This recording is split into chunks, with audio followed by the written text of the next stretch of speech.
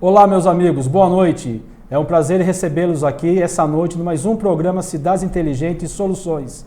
Hoje com dois amigos, convidados muito queridos, dentre eles aqui, meu querido amigo Kiko Belloni, que vai me ajudar aqui a entrevistar o nosso convidado de hoje, que nada mais é do que o senhor Mário Covas Neto, ex-vereador da capital São Paulo, liderança política, uma pessoa hoje que tem atuado muito forte na questão do desenvolvimento dos municípios.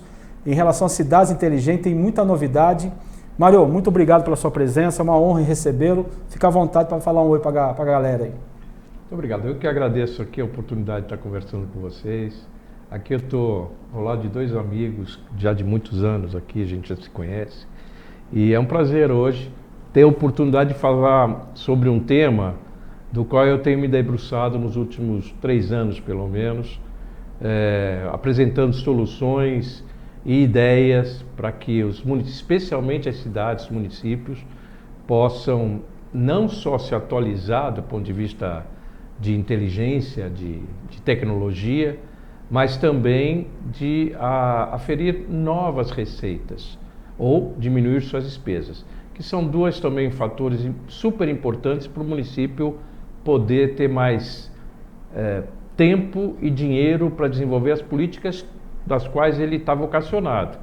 Educação, saúde, transporte, assistência social, que são áreas que têm muito a ver com o próprio governo. E tem outras áreas que a gente pode atuar e acho que levando tecnologia e novas fontes de receitas. Terei prazer em conversar com vocês sobre isso. Fantástico, Mário, é isso mesmo. Kiko Belloni. Kiko Belloni, sou de Valinhos, fui vereador há alguns mandatos na cidade.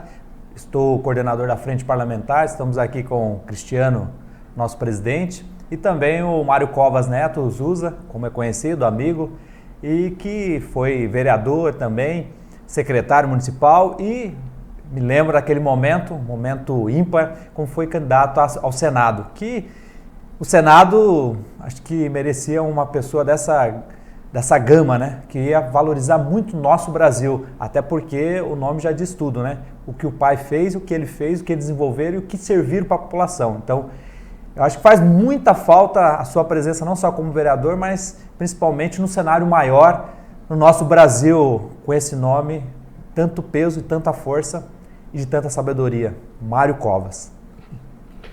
Mário, na verdade, o que você tem é municipalismo na veia, né? E hoje, falando um pouco dos desafios dos municípios em relação à gestão dos novos tempos, digamos assim, está batendo na porta aí a questão da inovação, muitas tecnologias, inteligência artificial. A gente percebe hoje, nós temos um Brasil de um contraste muito diferenciado, um país que a gente percebe regiões no nível de primeiro mundo, cidades assim bem desenvolvidas, organizadas, com muito recurso. E lá na ponta tem municípios que sequer têm um mínimo de condição, se não tiver o FPM e o ICMS do município, não consegue pagar folha de pagamento. Como ficam essas realidades diferenciadas nessa nova era da tecnologia e esses desafios cada vez mais em relação aos órgãos controladores, né? Hoje você tem o Tribunal de Contas, você tem o Ministério Público, você tem a própria Câmara que fiscaliza o gestor, você tem hoje as controladorias internas. Como que fica esse cenário e essa questão da gestão dos prefeitos da atualidade? Bem, vamos lá. Primeiro agradecer o Kiko ao elogio que fez aqui para mim, eu não mereço tanto, mas fico muito feliz, ainda mais vindo de um amigo. Depois, dizer o seguinte, nós acabamos de ter a reforma tributária sendo aprovada aí no Congresso. Ela já estabelece que em 10 anos, depois de uma série de leis complementares, é que ela vai ser implementada. Mas ela já decidiu algumas coisas que são super importantes. A primeira dela, mais importante, é que o imposto é devido aonde está o tomador do negócio. Ou seja, aquela ideia da territorialidade, a ideia de que a empresa tem que estar sediada no município e ali ela paga o seu ISS, ela está ultrapassada.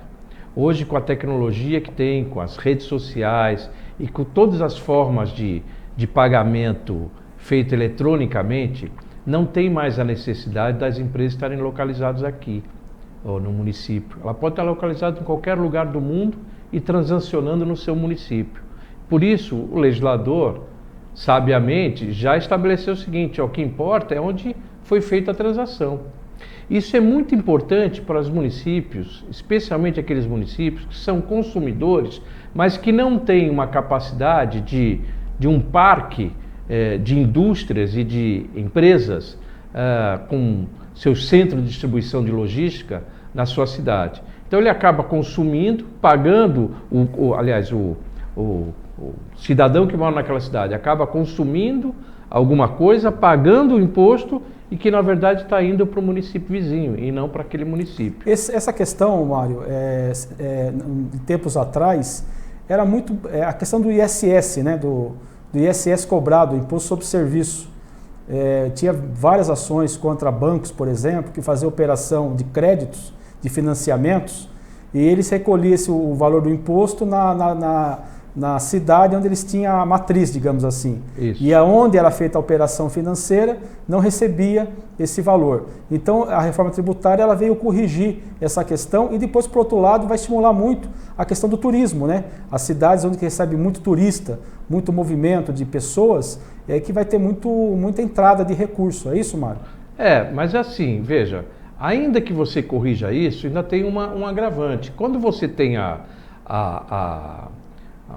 o pagamento feito desta forma, eletrônica, pelo aplicativo, pelo computador, etc., a prefeitura ela não sabe como fiscalizar isso. Ela não tem como aferir o que aconteceu na sua cidade, o que de fato foi comprado, o que foi movimentado, e ela acaba perdendo essa receita. Pior, aquela empresa que fez aquele negócio no seu município está concorrendo com outra que está no município e essa outra pagando os impostos corretamente. O que vai acontecer? Essa que sonega versus essa aqui que paga o imposto, certamente essa está tendo um ganho, vantagem, inclusive para vender o produto por um preço menor. Logo, você vai estabelecer uma justiça tributária na medida em que todos paguem, todos que devem, paguem. Bom, para isso é preciso que o município tenha as informações.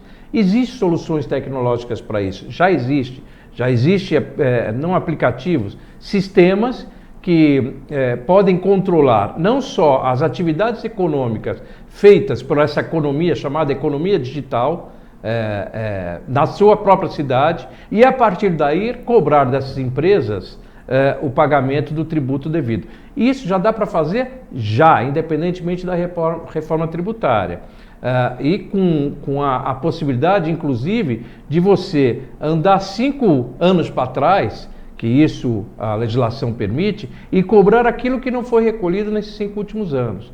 Ou seja, é um ganho, um incremento de receita fantástico. Pra você ter uma ideia só, a gente fazendo só em 5 áreas, que é a área de bancos digitais, de streamer, de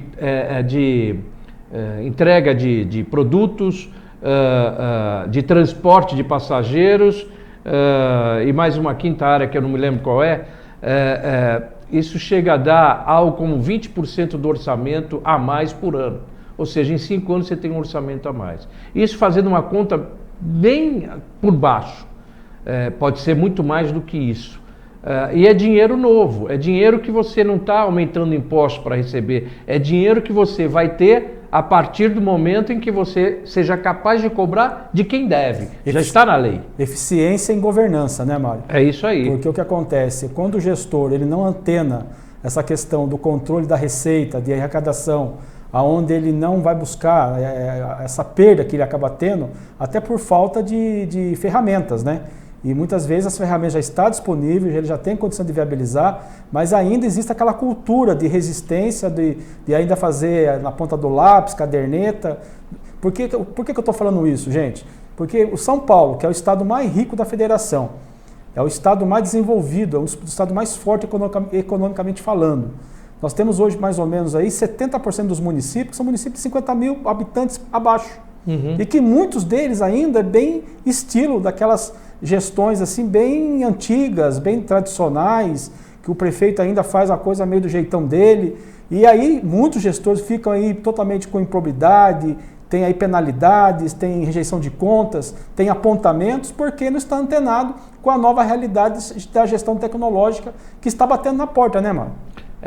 Tem outras coisas que você pode fazer. Por exemplo, tem uma coisa que a gente chama de Fintech Gov, que Fintech é uma coisa que hoje já se tem bastante. Não são bancos, mas são arranjos de pagamento. São uma coisa que faz a ligação entre o banco, que é a instituição financeira, e os vários interessados em fazer negócios financeiros. Você imagina que cada município pode ter a sua própria fintech municipal, de tal forma que ele concentre num lugar só todos os pagamentos, seja de tributos, quer dizer, o cidadão vai pagar por uma determinada conta, seus tributos, os funcionários vão receber por essa conta, enfim, você tem uma série de arranjos aqui. Quando você tem essa massa de dinheiro, essa massa de movimento, isso faz com que você tenha um valor no mercado econômico, no mercado financeiro, e com isso você consegue ter taxas mais atrativas. E ter taxas mais atrativas com alguém ganhando dinheiro, esse alguém fazendo um contrato com a prefeitura de tal forma que reparta com a prefeitura uma parte para eles e uma parte para a prefeitura. Ou seja, a prefeitura no que ela gasta hoje, no que ela já gasta hoje, ou que ela eventualmente pode receber, ela pode ter algo a mais simplesmente fazendo esse arranjo. Quer dizer, hoje está se perdendo esse dinheiro, é um dinheiro que poderia ser feito isso imediatamente, não é uma coisa para o futuro, não. Dá para fazer já. Também tem soluções prontas para isso. Então, é importante a gente dizer o seguinte, quando você fala em cidade inteligente, não é a cidade que está antenada tecnologicamente, mas é aquela que tem a tecnologia que possa fazer uma reflexão e atuar inteligentemente. Porque você ter a informação e não poder tirar proveito da informação, aí você não está sendo inteligente. Você só é um cara que tem a informação. Eu lembro quando, há muitos anos atrás, quando a Avenida Paulista foi feita uma grande reforma, fizeram aqueles totens e tal, eu lembro da minha mãe falar, eu era menino ainda, minha mãe falou o seguinte, se você andar na Avenida Paulista a 60 km por hora, você vai pegar todos os faróis verdes. Foi feito com alguma inteligência aquele mecanismo, de tal forma a você fluir o trânsito. Qual é a vantagem disso? Primeira vantagem é que você vai gastar menos gasolina, quer dizer, uma contingente de pessoas andando na mesma velocidade, você gasta menos gasolina, sem ter que frear, acelerar de novo para sair o carro, tudo. Segunda coisa, você se quiser imputar uma velocidade máxima na avenida, você já está imputando por aí 60 km, é a velocidade máxima, se você fizer isso vai estar sempre verde, ou seja, não corre o risco do cara andar a 80, 90, porque ele vai ter que frear. Né? Enfim, ao longo do tempo, pela evolução da cidade, você quebra aqui o asfalto e tal, aquilo que era inteligente deixou de ser. Então hoje já não é mais assim. Hoje a Avenida Paulista continua sendo tecnologicamente avançada, mas não é mais inteligente. Quando você consegue ter as informações, imagina só o seguinte, que é uma experiência que está se fazendo agora na cidade de São Paulo. Você pegar todo o cadastro do cidadão e unificar esse cadastro. Unificar para valer, não é unificar como é o cadastro único federal, que volta e meia você vê que não sei quem recebeu um benefício que não poderia ter recebido. É que esse cadastro não está filtrado corretamente. Ele acaba sendo contaminado com informações equivocadas. Se você conseguir ter isso, imagina, cidade de São Paulo, você pega lá uma área de transporte, tem lá um cadastro dos usuários, aqueles que tiraram algum tipo de documento, de algum benefício de estudante ou de não sei o que e tal, tem um cadastro. Aí o de educação tem o seu cadastro, o de assistência social tem o seu cadastro, cada um tem o seu. E não conversa entre si. Não conversa entre si entre a mesma cidade. Não estou nem falando conversar entre município, Estado e Estado-União, porque também não se conversa. Então você tem políticas públicas, por exemplo, que são feitas pelo governo federal, pelo governo estadual, pelo governo municipal. Por exemplo, na área social, tá? Você tem uma política pública de um auxílio aluguel ou qualquer política pública. Bom, se você não tiver as informações corretas e não tiver esse cruzamento, é possível que alguém esteja recebendo muito mais do que deveria e outras não estão recebendo porque não tem dinheiro suficiente para atender aquela pessoa. Ou porque a informação não chegou para aquela pessoa. Logo, se o Estado tiver o conjunto das informações corretas, ele pode fazer a política pública mais adequada, de tal forma a fazer com que o dinheiro que ele tem destinado a isso, renda mais e seja diluído de uma forma mais correta. Você unificar esse cadastro é absolutamente fundamental. Na hora que você tem essa informação, que você sabe quem é o cidadão, qual é a relação que você tem com ele, mais do que a relação, você sabe se o cara é bom pagador de imposto, se não é, se o cara, porque afinal ele paga IPTU ou paga ISS, ele sabe se ele é bom pagador ou não, você sabe aonde ele está, o que ele faz, qual é a renda dele, você tem uma gama de informações que a cidade pode, a partir dessas informações, gerar muito mais planejamento para a sua execução de uma boa gestão, né? Muitas vezes não falta o recurso, o que falta é a qualidade da gestão desses recursos. É isso, Kiko Belloni? Eu vejo como colocou aqui o Mário Covas, achei um ponto aqui importante, porque em muitos municípios, não só na Grande São Paulo, a Grande São Paulo deve ser um pouquinho mais difícil, mas existem aplicativos que possam fazer isso, né? Sincronizar todos os seus, o cadastro lá e entender, né? Entender a pessoa na saúde, na educação, seja ali no social. Quando você cadastra, você não dá de repente ali uma coisa mais simples, né? 2 cestas para um e o outro fica sem uma cesta, como exemplo, né? Ele colocou outra coisa aqui importante, então ficamos imaginando quantos municípios não estão perdendo com essa tecnologia que acabou colocando aqui. E quando esses municípios demoram, quanto tempo que eles não estão perdendo e quanto recurso eles não estão perdendo? Mas eu vejo de uma forma, conhecendo os municípios, tantos outros municípios do estado de São Paulo, e penso lá em outros ainda que tem muita insegurança. Então, esses gestores têm muita insegurança. Agora, quando traz algo transparente e mostra e apresenta, era importante para que eles pudessem conhecer afinco em outros municípios o que está acontecendo, para que eles levassem para os seus municípios. E assim quem ganha? É os municípios, é você. É cada município, né? É o contribuinte. E você tem coisas assim também, Kiko. Você tem programas, você tem um programa lá do Ministério XPTO, lá de Brasília. Um programa qualquer que os municípios que, para atender, precisam de determinadas condições. Essas condições são enfim, basicamente fornecer informações para o Ministério a respeito da sua capacidade, do seu... Se você não tiver informação correta para passar, você não vai ter isso. Tem também um outro programa de uma amiga que desenvolveu na área de assistência social. O programa é tão interessante que ele faz até uma leitura daquilo que aquele município está deixando de ter de arrecadação extra, de repasse de um convênio com o governo federal, porque ela não está aplicando direito. Ajuda até a aplicar. E mais, pega as informações feitas pelo seu pessoal de campo mesmo, os próprios agentes agentes sociais, ou enfim, que estão em campo, até com as informações dele para complementar esse banco de dados e a partir do banco de dados ajudar a fazer a gestão. Aí você vai saber se naquela cidade você não tem clarões onde não está sendo atendido, né? Ou seja, a gente tem que usar a tecnologia como instrumento a favor do cidadão e a favor da cidade. Ser a favor da cidade, porque a cidade, no fundo, é a favor do cidadão. É para isso que ela serve. Uma gestão municipal está ali para tentar atender as pessoas. Não tem nenhum gestor municipal que quer prejudicar as outras pessoas de jeito nenhum. Ele quer ser aplaudido na rua, ele quer ser reconhecido como sendo um bom gestor. Ora, se ele tiver instrumentos para tomar a decisão mais adequada, muito melhor, porque assim ele vai ter mais reconhecimento. Portanto, é um equívoco, eventualmente, você ter uma gestão pública muito presa ao passado. Você tem que olhar para frente, olhar o futuro. O que o futuro nos mostra?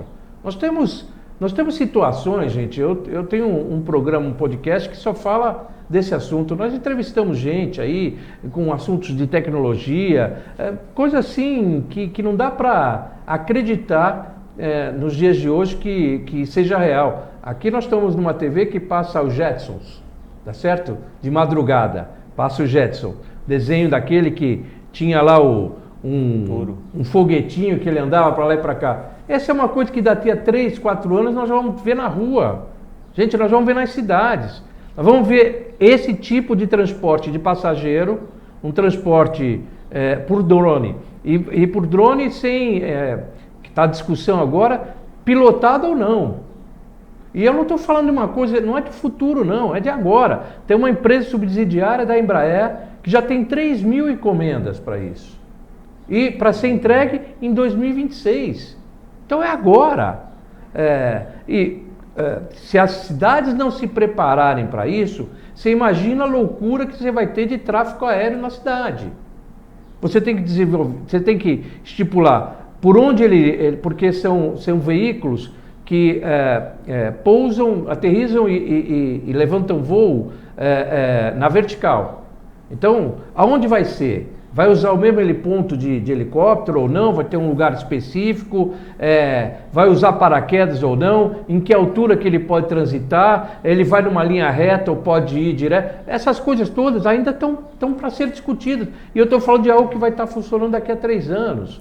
Se as cidades não perceberem que a tecnologia ela anda muito mais rápido do que a burocracia do qual a gente se envolve no poder público, nós vamos ficando cada vez mais para trás. Cada vez mais para trás. Mário, e se tratando de São Paulo capital, hoje já tem um congestionamento no ar, né? O volume de aeronaves que já transita na capital São Paulo é coisa fora do comum, né? Hoje você tem a maior incidência no mundo de pousos e decolagens de helicópteros na cidade de São Paulo, no mundo. É uma quantidade muito grande. Você chega a ter, no máximo, 5 helicópteros voando simultaneamente. Mas em eventos como a Fórmula 1, eventos muito grandes, ele chega até 55.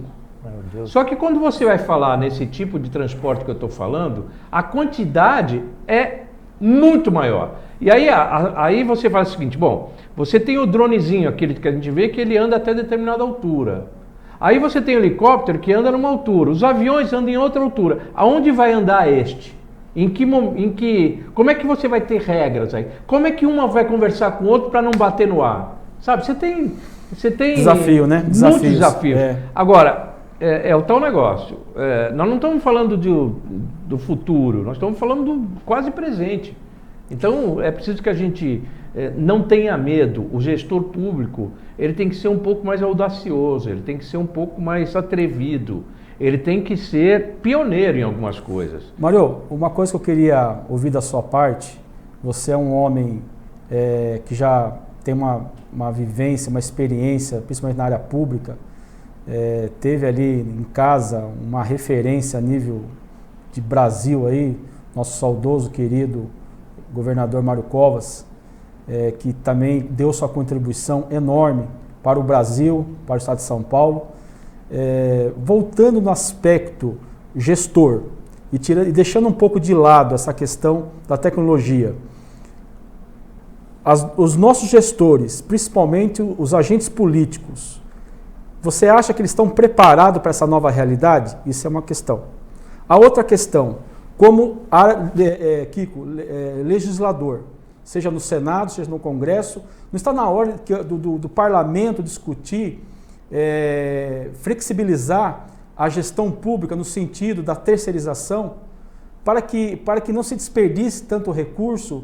A gente percebe hoje aí muitas coisas, muitas verbas linkadas à questão do orçamento, são verbas carimbadas, seja ela para educação, saúde, segurança, mas o que a gente percebe é que a ponta é aonde mora o cidadão, aonde está o cidadão, o pagador de impostos, ele ainda acaba pagando um preço alto pela falta de eficiência daquele gestor local que tem uma prefeitura, uma empresa, que a gente percebe que não tem pernas para atender ou para avançar nas necessidades que o município, que o cidadão precisa.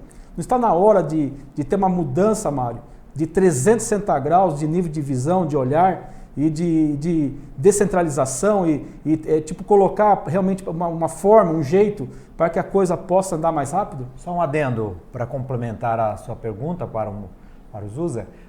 Outra situação do gestor, muitas vezes ele tem a segurança, ele quer fazer, aí tem a dificuldade nessa questão do terceiro setor, de terceirizar, ou tantas outras coisas acontecerem, tem que ter um debate mais amplo.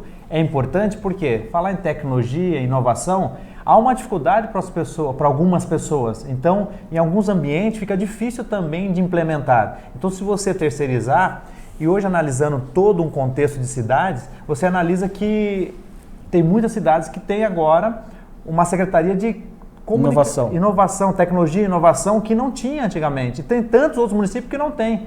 Então tem essa situação também de o trabalhador, a pessoa que está ali, entender sobre tudo isso para implementar. Agora, se terceirizar, se já vir algo completo, já algo concreto, fica muito mais fácil, acredito eu. Mas é um debate para se fazer. Eu penso que, assim, essa é uma discussão até ideológica, né? Você vai encontrar pessoas que defendem que o Estado tem que ser o provedor de tudo e tem que ficar na mão ou embaixo das suas asas todo o nível de atuação, que isso não pode e não deve ser compartilhado com o privado, porque o privado objetiva lucro e, portanto, a finalidade dele é diferente do Estado, que é o bem comum e não é obter lucro. Ok, então vai ter gente que vai sempre criticar esse tipo de postura, tem uma postura daquela coisa do funcionário público, de que ele tenha a sua estabilidade, o fato de você ter o funcionário público acaba evitando que se tenha preferências neste ou daquele, evita qualquer tipo de desvio. Esse é um discurso que é feito. O outro discurso que é feito é dizer, não, o Estado tem que se restringir a sua tarefa apenas como organizador, ele não tem que comandar nada, porque não é para isso que ele é feito, enfim, tem que deixar o poder privado fazer as coisas mais à vontade para fazer tudo que seja possível. Eu penso que não é nenhuma coisa nem outra, eu acho que não é dos dois lados, não. Eu acho que tem algumas ações, muitas ações que o Estado tem que estar olhando mesmo, que são ações inerentes a ele. Eu já citei algumas: educação, saúde, transporte, assistência social, com certeza são coisas inerentes ao poder público. Outras coisas nem tanto. Agora, mesmo nessas que são inerentes ao poder público, tem como você fazer parceria, sim. Vou dar um exemplo. Meu pai, quando foi governador, logo que ele entrou, tinha cerca de 18 ou 19 esqueletos de hospitais na Grande São Paulo. Esqueleto de hospital inacabado, algo que começou a construir, parou, porque quando você constrói um hospital, o custo de manutenção dele anual é o mesmo custo para você fazer um hospital. Ou seja, é um novo hospital a cada ano. Então, o que faziam os antecessores? Vamos fazer o churrasco de inauguração, pedra fundamental, começa a construir, faz a base e para a obra, porque se continuasse, você ia ter que pôr gente, ia ter que equipar, e aí não tinha dinheiro. Então parava, tinha 18 ou 19 esqueletos assim. Muito bem, como é que você vai fazer para ficar de pé isso? A solução encontrada, e numa época em que o Estado estava com uma situação financeira bastante complicada, a maneira de ficar de pé foi concluir essas obras todas e aí fazer o que começou a ser as primeiras parcerias público-privadas com órgãos ou organismos sem fins lucrativos que iam lá e administrar, gente que tinha já alguma experiência, uma expertise na área de saúde para fazer a gestão desses hospitais. E aí para o Estado ficava muito mais barato, porque ele falava, bom, eu tenho um outro hospital público que eu já faço a gestão e custa para mim 10 por ano. Você, olha, vou te dar 10, você vai fazer um pouco mais do que eu faço lá com o mesmo 10. E lógico que ele fazia. Por quê? porque ele contratava os funcionários que ele queria, quando queria, mandava embora, funcionário que atuava bem, muito bem, o tempo de trabalho, enfim, a gestão, o olhar era muito mais um olhar de que eu tenho que fazer tudo com esse dinheiro aqui. E o que sobrar para a minha instituição vai ser bom porque eu posso fazer outras coisas. Bom, muito bem. Com isso conseguiu fazer todos os hospitais ficar de pé. Então, essa foi uma parceria que deu muito certo. Quer ver uma outra coisa? Se você fala assim, por exemplo, em veículos ou em informática, imagine que amanhã, vamos ao seguinte, eu vou informatizar todas as escolas do meu município. Vou pôr um computador para cada aluno na classe e tal. Daqui a 2 anos, 3 anos, aquele computador está depenado, está quebrado, e está sucateado e mais, ele tá ultrapassado. Aí você vai pôr um novo modelo, o novo modelo não conversa com o anterior, o antigo não roda o programa do novo, ou seja, não dá para você ficar a todo tempo repondo esse estoque. A mesma coisa com o carro. Você tem lá o carro próprio, etc. Na hora que ele quebra, você tem que mandar fazer uma tomada de preço, dependendo do valor, tem que fazer uma licitação para consertar, etc. Vai ficar aquele carro parado, né, não servindo para nada, sendo depenado para fazer o escambo para outros carros funcionarem, quando na verdade fica muito mais lógico você fazer um contrato de locação de um carro, acabou o carro, quebrou, você devolve para a locadora, ela que forneça outro carro para você. Então, economicamente é muito mais interessante. E você... Desde passagem do nosso dia a dia, hoje você pega, por exemplo, um Uber, dependendo da corrida que você faz, você gasta muito menos que o seu carro. O seu carro gastaria muito mais gasolina do que você fazer uma corrida de Uber. Não, e se você contar o estacionamento, no centro de São Paulo, por exemplo, o estacionamento lá é, sei lá, R$50 para você ficar lá. Não, e o risco de multa? Risco de multa, tudo. E fora que o investimento do seu carro. Enquanto você não está dirigindo, você está fazendo outra coisa, né? Também está trabalhando. Não tenha dúvida. Eu acho que isso E outro exemplo, na questão privada, Mário, eu quero destacar aqui a qualidade dos atendimentos dos AMEs aqui em São Paulo. Uhum. Os AMEs aqui em São Paulo têm tratamento de hospital particular, e até melhor.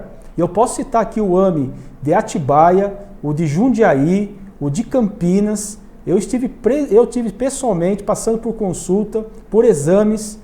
É um acolhimento. Você chega na chegada dos AMEs, você já tem uma equipe para acolhimento, de encaminhamento para um guichê, uma estrutura de recepção que você tem ali, um conforto, né? Horário marcado, determinado horário é aquele, você vai ser atendido pelo profissional. O profissional não mede esforço para te dar todas as respostas. Então, isso está na mão do privado. Então, mas aí que está. Então, qual é o cuidado que tem que ter? O cuidado que tem que ter é o seguinte, é que o poder público que concede a esse privado esse tipo de serviço, que é um serviço público, o poder público precisa ter a fiscalização eficiente, porque é isso que ele tem que se preocupar, é que a qualidade do serviço prestado ao cidadão seja um serviço de qualidade, para que o cidadão possa chegar lá no AME e ser bem atendido, ter a coisa lá, ter os insumos necessários para poder tratar as pessoas, que o médico esteja presente, que o enfermeiro esteja presente, que a consulta aconteça na hora marcada, do jeito certo. Bom, para isso, você precisa ter as agências de fiscalização ou os órgãos de controle do poder público muito bem traçados. Não dá para você ser um lugar de cabide de emprego, especialmente de cabide de emprego para você colocar os seus coleguinhas, seus companheiros e tal, e para que eles resolvam o seu problema pessoal. Não é para isso que ele tem que falar. Mas a referência que eu quero fazer aqui, gente, que a gestão dos AMEs está na mão do Estado. Uhum. Né? O que a gente percebe, infelizmente, na terceirização, e que muitas vezes é uma decepção, é quando ela é feita a caráter do município, quando fica dependente da prefeitura. Então, o que eu sempre analiso é que as terceirizações municipais, muitos, não podemos falar aqui, né? Mas muitas delas deixam a desejar. Mas né? Eu acho que deixa porque talvez o município não esteja fazendo a parte dele. Qual é a parte dele? É fiscalizar. É fiscalizar com rigor. Todo contrato de concessão tem lá uma regra. As pessoas têm que cumprir aquela regra. Você vai fazer a fiscalização em cima daquele contrato. Fez bem o contrato? Ok. Não fez bem o contrato? No próprio contrato vê as penalidades que estão lá. Não dá para você fechar os olhos e fazer, não, deixa, o pessoal lá é bacana, pô, o cara é... Não, não é assim. Não pode, tem que ser muito profissional nesse troço. E tem que ser impessoal. Porque aquele contrato vai existir sendo prefeito A, B, C, sendo essa gestão a futura ou a passada. O contrato não tem nada a ver com o gestor. Então, você tem que ter um órgão de fiscalização muito claro, muito atento. Talvez falte qualificação para as pessoas exercerem isso, porque tem treinamento, Aí busque qual é o melhor resultado para que você tenha essa coisa funcionando bem. Porque não faz sentido você terceirizar para ter um serviço pior para o cidadão. Tem que ser e mais caro, né? E mais caro. A mais caro, ele pode ser até mais caro para o poder público. Não é mais caro para quem está prestando serviço, porque ele vai fazer aquilo da melhor forma possível para sobrar algum, porque ele está objetivando o resultado. Mas se você não tiver uma fiscalização, ele vai fazer com que o resultado seja melhor ainda, porque ele vai objetivar o lucro dele. Então, não, a fiscalização tem que ser implacável. E outra coisa também, nós tivemos aqui com o Victor Borges, numa oportunidade de entrevista. Victor é um presidente da rede de consórcios públicos. A gente tem falado um pouco de consórcio. Qual que é o grande gargalo das gestões públicas hoje? É realmente partir para a questão da eficiência de resultados. E muitas vezes o órgão público, a prefeitura, as coisas são muito engessadas, né? A forma ali de viabilidade de contratação, seja da obra, seja do serviço, até transformar em realidade tem todo um processo. E às vezes os consórcios, às vezes a questão da concessão, a terceirização já pré-definida, chega com mais qualidade e resultado na ponta para o contribuinte daquele serviço específico. É isso, Mário? Não tenha dúvida. Os consórcios de municípios você está falando, né, Carlos? Imagino que seja isso. Sim. Esses consórcios de municípios, depende muito como é que ele foi feito. Quer dizer, qual é a qualidade jurídica desse consórcio. Que às vezes é um consórcio que ele não tem qualificação ou ele não tem poder de contratação, por exemplo. Aí não dá para fazer o que você está falando. Mas, por exemplo, eu estou em tratativas bastante interessantes com consórcio de municípios lá no Rio Grande do Sul, exatamente para a implantação de economia digital e fintech gov. E por que a gente está fazendo consórcio lá? Primeiro porque custa mais barato você diluir isso num conjunto de municípios. Segundo, que o município grande, que tem muito interesse nesse assunto e pode pagar, eventualmente está ajudando a financiar o município pequeno, que também tem interesse, mas que eventualmente custa caro para ele, na proporção, né? Então, fazendo todos juntos, um ajuda o outro. Mais do que isso, um comunica o outro. Um pode comparar com o outro como é que está sendo o resultado. Então, eu acho que esse é um caminho muito bom. Aliás, em algumas questões, por exemplo, dessa coisa da territorialidade, tem algumas coisas que devem ser discutidas. O bom é que seja discutido coletivamente, com vários municípios tendo o mesmo entendimento, porque aí você ganha mais corpo e ganha mais ação para resolver as coisas que no final são problemas inerentes a todos eles. E sem falar no quesito político também, né? Uma vez os consórcios consolidados, eles estando unidos, né? Os gestores, digamos assim, até para criar uma interlocução junto aos governos, seja ele estadual ou federal, fica muito melhor para trabalhar, até para os ministérios, secretarias, para estar atuando numa esfera regional, porque hoje tudo se discute a nível regional, não tem mais aquela coisa pontual só do município, né, Belloni? É isso mesmo, acho que como colocou o Mário Covas, que poderia levar para tantos outros consórcios, até porque essa finalidade de tecnologia e inovação é importante, é como também disse aqui, nós estamos olhando, outro dia a gente olhava o drone desse tamanhozinho, né? Era um drone pequeno, hoje você está falando de drone que é um carro, né? Então, assim... 1 tonelada, Pedro. 1 tonelada, então assim... Nessa questão de tecnologia e inovação diante das prefeituras, é dessa forma também, não é para o futuro, é para o presente e futuro. Então, eu vejo uma grande possibilidade e é importante que os gestores venha focar nessa questão de tecnologia e inovação, porque vai ser diferente o seu município. Não, e tem uma outra coisa que eu acho que é assim, é a forma de você ampliar o seu leque de conhecimento e de compartilhar experiências, né? Muitas vezes você pega um gestor que é uma liderança importante na cidade, é um cara que tem uma atuação enorme e se elegeu como prefeito exatamente pela sua atuação. Entende a sua cidade muito bem, conhece bem a sua cidade, mas eventualmente não tem nenhuma experiência pública anterior, não tem enfim, acha que as soluções são muito dependentes da sua vontade. Quer dizer, tendo vontade política, tudo está resolvido. E as coisas não são bem assim, né? Você tem uma série de mecanismos, até a legislação é tão truncada para evitar abusos, que você acaba tendo mil obstáculos a serem ultrapassados, além da sua vontade política, né? Então, muitas vezes as tuas experiências, se você for capaz de se relacionar com o universo do qual você faz parte, num congresso de municípios, você vai ter experiências que podem passar para os outros, que vai facilitar a administração dele. Não tenho dúvida disso. Esse é o grande lance. Então, portanto, acho que quanto mais... Olha, tem um dado, quando eu era vereador aqui em São Paulo, fui vereador aí em 2 mandatos, e eu dizia o seguinte: é preciso que você tenha até mesmo um legislativo regional. Eu explico por quê. São Paulo é uma metrópole cercada de vários municípios. São Paulo você não consegue ver a fronteira quando acaba a cidade e vem um outro município do lado. Está tudo colado, tudo colado. Muito bem, só a cidade de São Paulo tem o rodízio de automóveis. Imagine por acaso que amanhã São Bernardo decidisse ter o seu rodízio também. Se o rodízio de São Bernardo acontecesse diferente do rodízio de São Paulo, em dias diferentes, placas diferentes, de forma diferente, dia inteiro, um caos. Como é que seria essa coisa? Porque está todo mundo no mesmo lugar. Quer dizer, quando você fala de abastecimento de água, você tem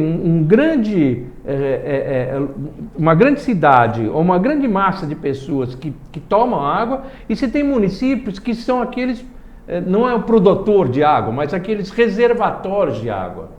Esses municípios, eles têm que cuidar da água para todos os outros tomarem. Portanto, esse tem que ter algum tipo de compensação. Ou seja, é preciso que você tenha um órgão intermediário, independente dos municípios terem as redes como é que chama? Dos consórcios, porque aí nós estamos falando só do executivo. Mesmo no legislativo você tem algumas discussões que deveriam ser pauta regional, que às vezes não são. Para você até fazer uma briga por exemplo, com o Estado. Por que a cota parte do ICMS que vem nessa região é diferente daquela? Porque essa daqui tem isso e aquela não tem? Você fazer um cálculo que é regional e não fazer um cálculo local por cidade. Porque hoje o que acontece? O município vai lá e recebe do Estado: olha, isso aqui é a tua parte. Ele não sabe se aquilo é real, se Mário, não é real. O Kiko pode falar disso. O Kiko também foi vereador vários mandatos, tem larga experiência no Poder Legislativo, tanto o Kiko quanto o Mário. Muitas pautas, muitas questões ainda não são resolvidas, porque o Legislativo ele fica muito refém do Executivo. Sim. Todas as matérias, principalmente a questão de recursos financeiros, a Casa Legislativa sempre ela fica dependendo da iniciativa do Executivo para mandar aquela pauta. Vou dar um exemplo simples. Nós temos aqui na minha região onde eu moro, aqui em Atibaia, a questão do sistema Cantareira, né? Ali nasce o rio Atibaia, ali nasce o sistema Cantareira, onde abastece toda a região metropolitana de São Paulo e abastece toda a região aqui da cabeceira do rio Piracicaba, Capivari e Jundiaí. Então estamos falando mais ou menos aí por volta de 22 milhões na Grande São Paulo, capital metropolitana. Estamos falando aqui mais uns 7 milhões, estamos falando de 30 milhões. E aí fica ali, Bragança, Joanópolis, Piracaia, Nazaré Paulista, mais aquelas cidades do entorno, que seria Bom Jesus, Mariporã. Essas cidades não têm essa compensação, pelo menos de um royalty pela água. Né? Agora, esse ano, a Lesp aprovou um projeto de lei onde vai dobrar o repasse de ICMS para que os municípios tenham cobertura, né, vegetal, manancial, vai ter uma compensação. Porque, né? No final, se você não tiver a preservação do entorno das coisas, Aquilo, a água vai ser contaminada, etc. Você vai perder. Então, pô, aquela cidade está ajudando a abastecer as outras. Junto que as outras, ajudem ela nessa tarefa. Sim. E tem aqui outro apelo ainda, Mário, uma grande preocupação que eu até alavanquei aqui em outro programa, sobre a questão dos planos diretores, né, dos municípios. Essa é outra coisa, que pode ter que ser regionalmente. Sim, eu acho que o primeiro passo para falar de cidade inteligente temos que falar em planejamento, né, vereador? E esse planejamento, ele passa pelo uso e ocupação do solo, né? Aonde as cidades, muitas delas crescerem nas margens dos rios, dos mananciais, e até hoje se permitem ocupar essas áreas para empreendimentos imobiliários, para empreendimento de condomínios, e muitas vezes não respeita essas áreas que, isso eu tenho falado até em relação ao nosso parlamento, né, Kiko? Com os presidentes de Câmara principalmente, da questão de preservar os biomas naturais de cada cidade, de tentar recuperar a qualidade das águas, dos mananciais, das matas ciliares. Então toda essa agenda ambiental, cada vez mais ela se faz forte, porque é uma questão de sobrevivência. Mas aí você tem um dilema que é horroroso, né? Porque certamente as pessoas que invadem essa área são pessoas de baixa renda. É de gente que eventualmente vai sendo ou ludibriada, enganada para entrar ali, achando que é uma coisa correta, ou gente que não tem alternativa e vai procurando onde é que ela pode se fixar. Muito bem, a pessoa se fixa lá numa coisa eventualmente bem simples, e aí ela começa a ter todas as dificuldades daqueles que não se servem do poder público. Então ela não tem luz, começa a fazer gato de luz para eventualmente sobreviver. Não tem água, vai fazer gato de água para sobreviver. Não tem esgoto, portanto vai despejar o esgoto in natura num córrego que tem ali mais perto, próximo, que vai não sei o que lá. E aí vai chegando a época eleitoral, vai ter sempre um candidato ou alguém que vai dizer o seguinte: não, eu vou trazer luz para cá, eu vou trazer água, eu vou trazer esgoto, etc e tal, vou abrir uma rua, eu vou fazer isso porque a rua, quando tiver a rua, vai ter ambulância, vai ter um bombeiro, vai ter o carro de lixo, vai ter... Então, é muito complicado quando você tem, ao mesmo tempo, gente que precisa de ajuda, ao mesmo tempo com gente querendo se aproveitar dessa ajuda para fins eleitorais. Quer dizer, o certo mesmo seria o seguinte: aqui não pode mesmo. Você está aqui, você está aqui por erro. Nós, enquanto poder público, temos que tirar daqui e te dar uma destinação. Sim. Não é te jogar no meio da rua, mas te dar uma destinação, mas não deixar isso. Agora, a gente vê, eu como eu disse, fui vereador 2 vezes, eu vi isso acontecer.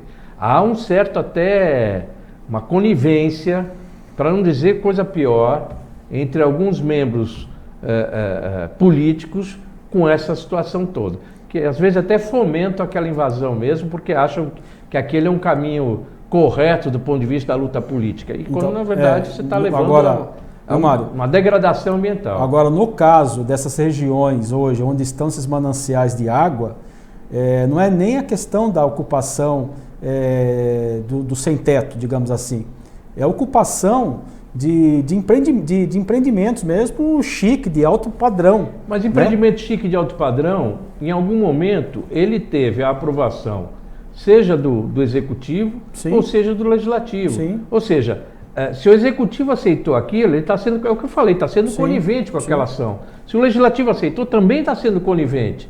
E muitas vezes a conivência é porque se importa mais com o resultado eleitoreiro do que propriamente com a próxima geração, com a geração futura que vai estar com o ambiente contaminado. Infelizmente a gente tem isso.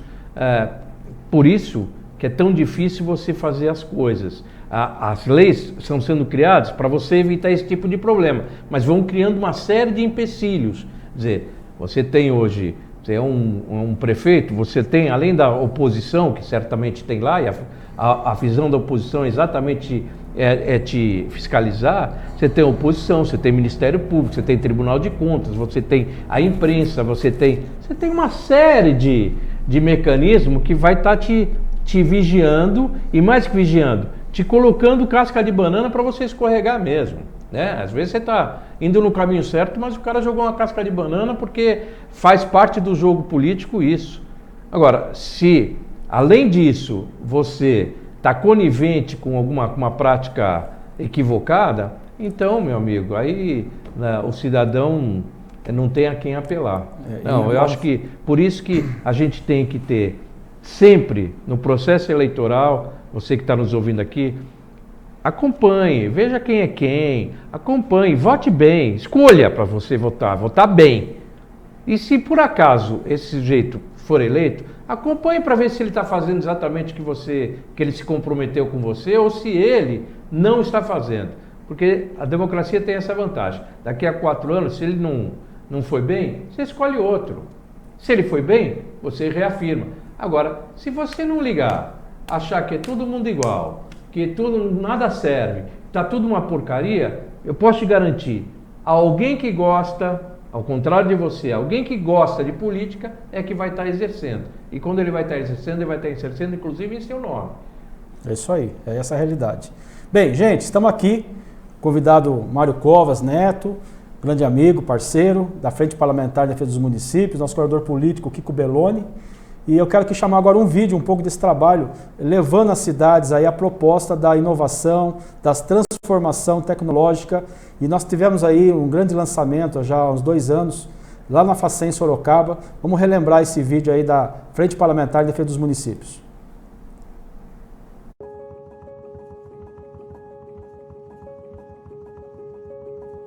Estamos aqui hoje na Facem, realizando o primeiro encontro de agentes políticos de inovação e construção de cidades inteligentes. Quero agradecer a todos que estiveram aqui com a gente durante o dia, colaboradores, parceiros e principalmente os prefeitos, vereadores, agentes políticos. Estão levando às suas cidades informação, projetos, iniciativas, onde vai estar cooperando para a construção, a reformulação de um novo modelo de gestão pública.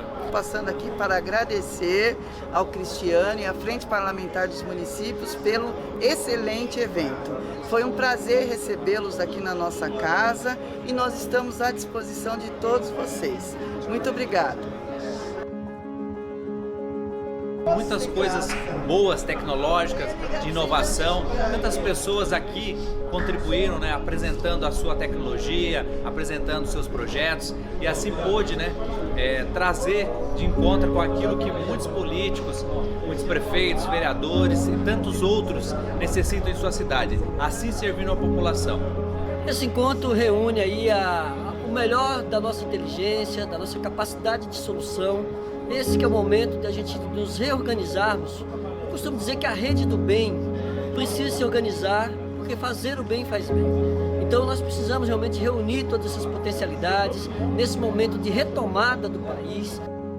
Um dia proveitoso, um dia que rende conhecimento, network e traz para a gente um conhecimento verdadeiro, que é vendo a disposição dos técnicos, dos engenheiros, dos cientistas e dos professores aqui presentes. Hoje eu estou aqui para agradecer à Frente Parlamentar de Desenvolvimento Humano, Econômico e Sustentável e também a Facem, na pessoa da doutora Regiane, que de maneira muito inteligente procura integrar aspectos políticos, aspectos econômicos e sociais para que a gente possa gerar melhoria de vida para as pessoas. A gente teve hoje pela manhã aqui a prefeita de Canaã, do Carajás, que é lá da nossa região, da região amazônica, que esteve aqui apresentando um projeto bastante inovador, procurando buscar saberes dentro das universidades, isso unido com os saberes dentro da política e o mundo empresarial. Então essa integração é de extrema importância. Eu gostaria muito de agradecer ao Cristiano,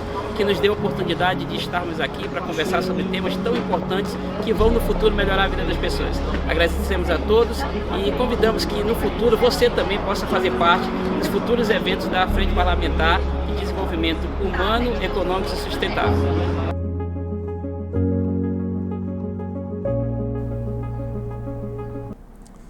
Quero aí mandar um grande abraço, um feliz ano novo a todos aí da Frente Parlamentar de Defesa dos Municípios, várias lideranças, prefeitos, vereadores, secretários, agentes políticos.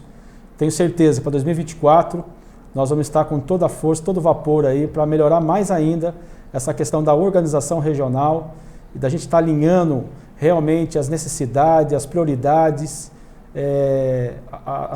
da população, porque se o agente político não transformar a sua iniciativa em transformação na vida das pessoas na outra ponta, não tem o porquê estar na vida pública, porque nós estamos aqui para servir o próximo. Eu quero aqui agora, para a gente já caminhando já para finalizar esse programa, eu quero aqui que o Kiko Belloni faça suas considerações finais aqui para o encerramento. Cristiano, Mário Covas Neto, quero agradecer essa oportunidade de estar com vocês, né? E dizer, né, como é importante estar com pessoas assim que a gente aprende, Neto. A gente aprendeu muito com você, você é um advogado que nos dá aula, né? Professor, não somente advogado, como professor.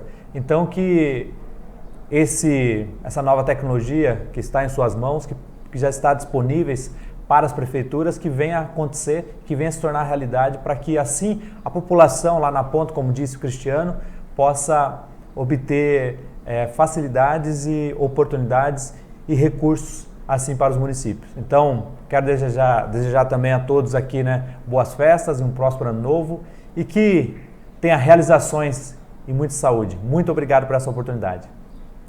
Mário. Bem, gente, obrigado, né? Obrigado, Cristiano, Kiko, são amigos já de longa data aí. Obrigado pela oportunidade de falar aqui com vocês. Dizer que eu espero que 2024, de fato, seja lembrado para todos nós e para vocês que estão nos assistindo como um dos melhores anos da nossa vida. É isso que eu desejo, que realmente a gente possa ter um salto de qualidade, independentemente de preferências políticas, ideológicas, se é esse ou se é aquele. Eu acho que essas coisas a gente tem que pensar no país, né?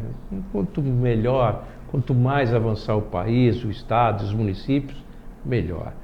Com tecnologia, com inovação, com cidades inteligentes e com esse espírito empreendedor que motiva nós três aqui, né? Então, um prazer estar aqui com vocês, muito obrigado e até a próxima. Meus amigos, eu que agradeço aqui mais uma vez a presença do Kiko Belloni, nosso coordenador político da Frente Parlamentar em Defesa dos Municípios, Mário Covas Neto, um grande amigo, padrinho do movimento da Frente Parlamentar, correu com a gente em várias regiões, em várias cidades do estado de São Paulo, sempre levando a boa informação, sempre levando iniciativas, orientando, abraçando, acolhendo as lideranças políticas e contribuindo. Mário, que Deus te abençoe, continue te abençoando, que a gente tenha realmente em 2024 com muita saúde, paz e renovação da esperança. Esperança para uma cidade melhor, para um estado melhor, um país melhor. Vamos juntos, de cabeça erguida, dar uma renovada e nessa renovação vamos fazer algo que está faltando nos municípios, que é a participação popular dentro das câmaras municipais, a participação popular, exercer seu direito à democracia. Porque nós vivemos muita questão da mediana democracia no país. Se dá alta democracia no momento eleitoral, onde todos os brasileiros vão às urnas para escolher seu representante.